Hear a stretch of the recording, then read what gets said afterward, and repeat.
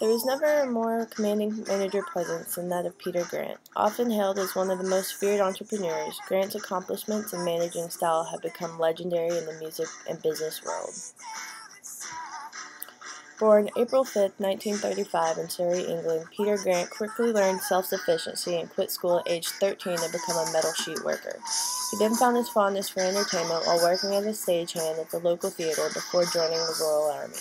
Continuing his path to entertainment, he began his journey as a wrestler and an actor upon release from the military. This led him to meet the Al Capone of pop, manager-promoter Don Arden. Arden then hired Peter Grant to act as a British tour manager, managing popular acts such as Bo Diddley, Little Richard, Chuck Berry, and the Animals. The year after the British tour, Grant began managing his own acts, including English rock guitarist Jeff Beck. This branch-out resulted in him taking over management for Beck's venture, the popular rock group The Yardbirds, in 1966. After the disbandment of the Yardbirds, 2 years later, Grant branched out with their guitarist Jimmy Page to develop a new band. This new sound would become the iconic force, Led Zeppelin. With his involved and passionate managing style, Peter's impact and accomplishments for the band granted him the title of the fifth member of Led Zeppelin.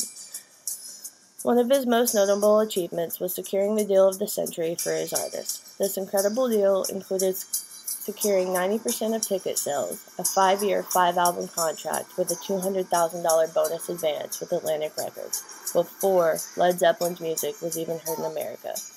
He continued to make his mark by reinventing the business process involved with his talent.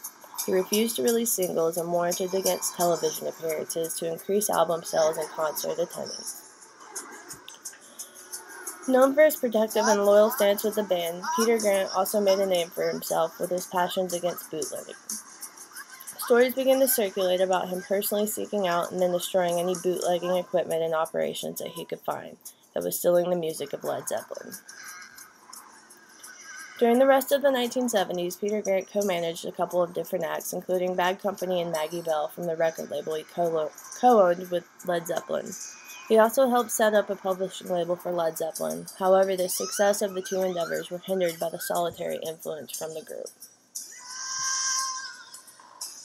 He loved his band and he loved their music. His die-hard passion for their success made Peter's unique, heavy-hitting, involved managing approach stand out and hailed as one of the most feared and respected managers of all time.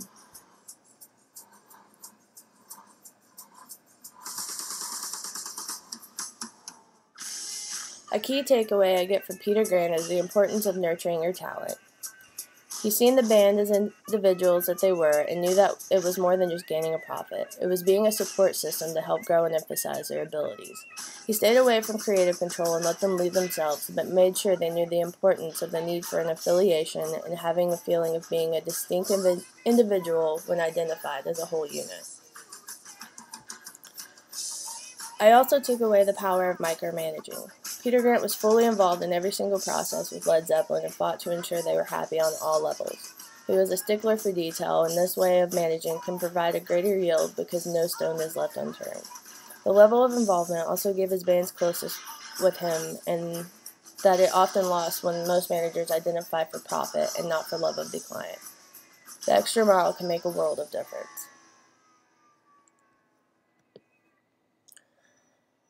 Another takeaway is the strength that loyalty and passion for your artist provides. His fierce love for his artist's success made an impact on every client he ever had.